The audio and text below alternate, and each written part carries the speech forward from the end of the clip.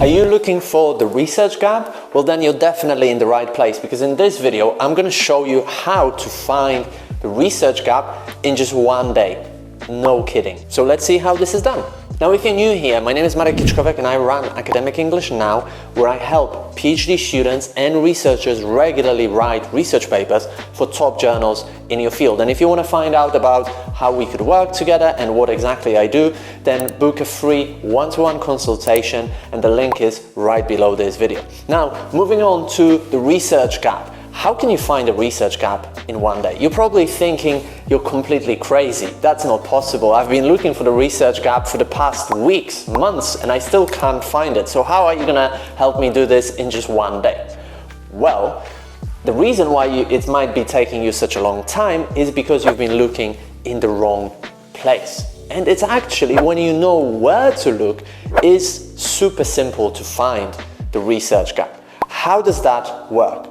Well, first of all, you need to understand what types of research gaps there are, and I've got another video right here where I explain them in a lot of detail, but just to quickly summarize, there can be a lack or insufficient research, there can be a lack of understanding or a controversy in your field, there can be limitations of previous studies, and number 4, there can also be real-world problems that need solving, right? So the first step to find your research gap in just one day is to look up the most recent papers, right? So you want to find the right keywords, database, and then look up, I would say, between 15 and 20 most recent papers on the topic that you're interested in, right? Why the most recent ones, and what do I mean by that? Well, you want to be looking at the last, I would say, 3, maximum 4 years and what has been done there. So, if you're in 2022 now, you probably want to be looking from like 2019-18 up to 2022. Why the most recent studies? Because they will have kind of the most recent findings and the most recent gaps and suggestions for future research that haven't been done yet. So if you start looking at them, the chances are that you will be able to very quickly find something that hasn't been done and that you can also do. So we've got these papers. What do we do with those papers? Well, first of all, you don't want to be reading the paper from start to finish. That would be nonsensical and you'll be wasting a lot of time. And if you want to read more quickly, I've got another video where I explain how to do that. But for the purposes of this video, stop reading the whole paper. The first thing that you want to do is dive into the introduction of that paper. When you're in the introduction, go to kind of the end of the introduction, right before the aim, and there what you're going to have is the research gap. So the researchers will express what gap they are filling. And the chances are that if it's a very recent paper, of course, this particular paper already filled part of the research gap, but it's impossible that it filled the whole research gap, because there might be other aspects of that gap that can still be filled in by your paper. So you want to copy and paste that research gap to a separate document, create an Excel sheet where you're going to be keeping track of all the research gaps that you're discovering, right?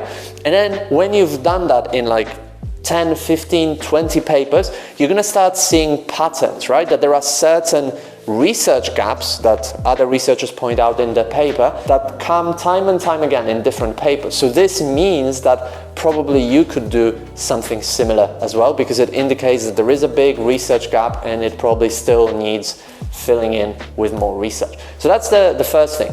Now, another thing that you want to do is very quickly jump to the conclusion or the end of the discussion section in a paper. And what you want to be looking for is limitations of that paper. So of course, you could analyze the methodology of a paper and how they interpreted the results yourself and, think long and hard about what the limitations of that paper are. I'm not saying you shouldn't do that. It's, of course, good practice to critically evaluate papers like that. But if you're short on time and you want to find the research gap in just one day, then what you want to do is look at the limitations, right? And it's very easy to find. It's either in the discussion or the conclusion section, and you can just search for the word limit or limitation, right, in your PDF reader, and then quickly find that section. All papers should have it. Because in that section, the researchers themselves give you everything on the plate. They admit themselves what the limitations and problems of the study are. They've done the hard work for you and they know the study very well. So you don't really need to analyze it yourself. They've done it for you, right? And there's usually a paragraph that talks about the limitations of the research.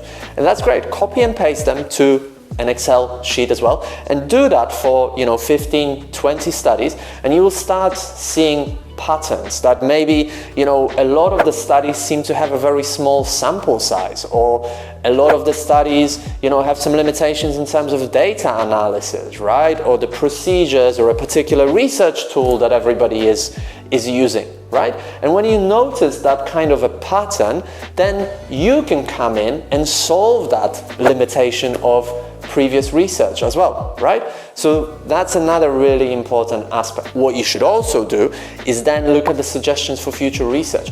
And again, they are very close to the limitations, either in the discussion or more commonly in the conclusion section. To find them quickly, again, just type into your PDF reader, suggest, suggestion, recommended, future, or something like this, and you will find it straight away.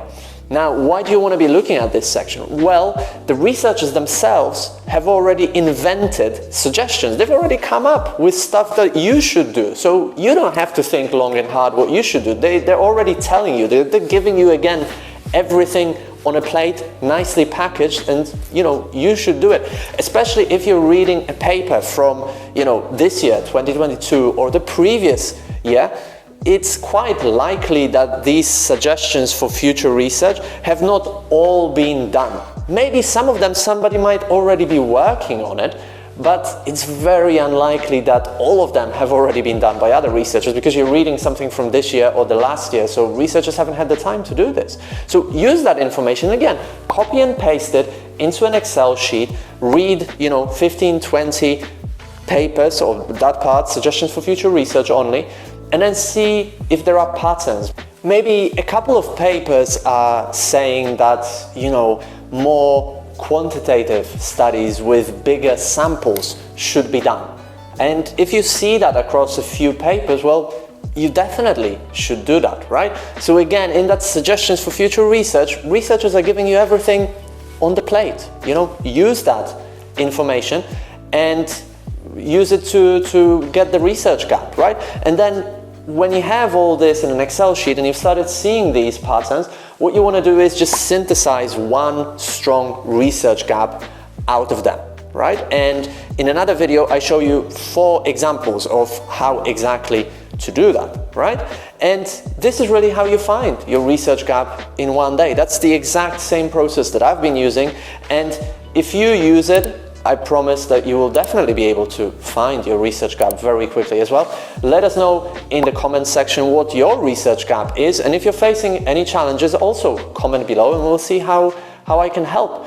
And if you want to work with me more personally to regularly publish papers in top journals in your field, then let's talk. You can schedule a free one-to-one consultation where we're going to, jump on a Zoom call and identify, what challenges you're currently facing, what are the root causes of those challenges, and then show you how we might be able to help you to regularly publish papers. And the link to that consultation is right below this video.